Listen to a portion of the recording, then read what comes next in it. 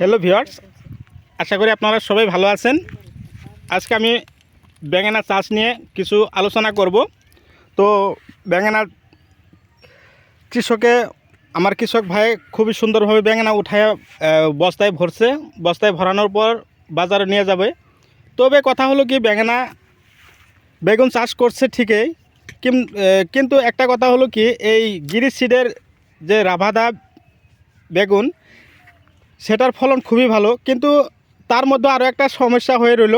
সেটা হলো কি, যে গিরিশ সিডের রাভাদা যেটা বীজ আছিল, সেই বীজটার মাঝে কোম্পানি কি করতো, এই যেটো ঝুনকি বাগুন বিলে কই আমরা, সেই ঝুনকি বাগুনের গুটিটা মিক্স করে দিল।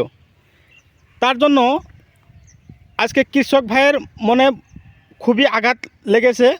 দেখেন, 50,000 টাকা খরচ করে 10,000 টাকা বেগুন বিক্রি করছে। তার লগে কৃষক ভাই আপনাদেরকে জানাবে। তো দাদা, আপনি ভালো আছেন? বেশি ভালো না, বাগুন ক্ষেত করছেন। হ্যাঁ, তো এই বেগুন চাষ করে আপনার কি লাভ হলো না লস হয়েছে?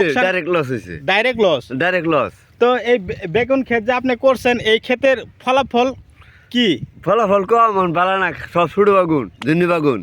ও রাভাদা গিরিশিডের রাভাদা বীজ এনে আপনি খেতে লাগাছেন, নার্সারি আকারে পুলি প্রস্তুত করে আপনার খেতে যে লাগালেন, তারপরে সব ঝুনকি বেগুন হয়ে গেল, সব ঝুনকি বাগুন।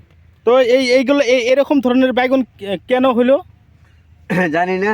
আপনি ওষুধপাতি খেতে দেন নাই? ওষুধপাতি সার তো সব দিছি, ইত্যাদি দিছি। এই দেওয়ার পরেও খেতে এরকম ধরনের বেগুন হয়ে গেল? এরকম ধরনের বাগুন হয়েছে। তো দোষটা কার হইলো? কার দোষ হলো? বীজের দোষ হলো। বীজটা যদি ঠিক হইতো, হ্যাঁ, তো বাগুন ঠিক হইতো। তো রাভাদা গোল্ড, এত রাভাদা গোল্ড ভালো আছে, কিন্তু এই গিরিশিডের রাভাদা যেটা আছে, এটা খুবই খারাপ বিধান নাকি? হ্যাঁ, এবার থেকে খারাপ হয়েছে, সব খারাপ। তা আপনি আর করবেন না বেগুন? না, করবো না, লস হয়েছে, করবো না। আর আরো এই জায়গায় আরো এইরকম এই গিরিশিডের বেগুন ক্ষেত আছে? আছে। তো সব ক্ষেত্রে কি একই দশা নাকি? একই। তো আপনি টোটালি 10,000 মাত্র টাকা বিক্রি করছেন। হ্যাঁ, তো 50,000 যে খরচ করলেন, 40,000 লস। এলিও তো করবো না আরো। তো বন্ধুরা, দেখতে পারছেন বা শুনতে পারতেছেন, দেখেন বেগুন চাষ এত কষ্টর। দেখুন কত উন্নত ধরনের কেমিক্যাল আমি খেতে দিতে লাগে, কত টাকা আমার খরচ হয়। তার উপরে দেখেন বীজ কোম্পানি কি করতো, এই গিরিশিডের রাভাদা বেগুনের বীজের মাঝে কি করছে, এই ঝুনকি বেগুনের বীজ আছে যে, সেগুলো মিক্স করে মার্কেটে সেল করতেছে। তার জন্য খেতিয়কে বা কৃষকে কি করতো, অতি কষ্টর মাঝে খেতে বেগুন চাষ করার পর এরকম ঠক দিয়েছে খেতে, বা চাষি ভাইদেরকে মনের এরকম আঘাত লেগেছে, আরও এরকম ধরনের বেগুন চাষ আর জীবনে করবে না। তা নিয়ে আজকে আপনাদেরকে একটা ভিডিও আমি পাঠিয়ে দিলাম। আশা করি আপনারা এই ভিডিও দেখার পর আপনারা এরকম ধরনের বেগুন চাষ করবেন না কমেন্ট করে জানিয়ে দিবেন। তো বেগুন তো খুবই উঠছে, কিন্তু দেখেন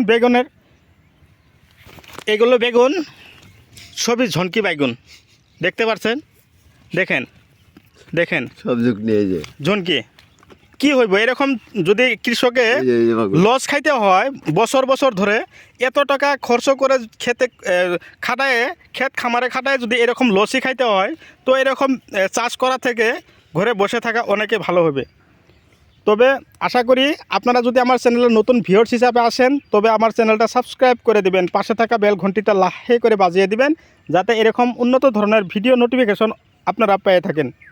তো আজ দেরি না করে আজ আপনাদের মাঝে থেকে বিদায় নিলাম। পরবর্তী ভিডিওত আবারও লগ পাবো। খোদা হাফেজ।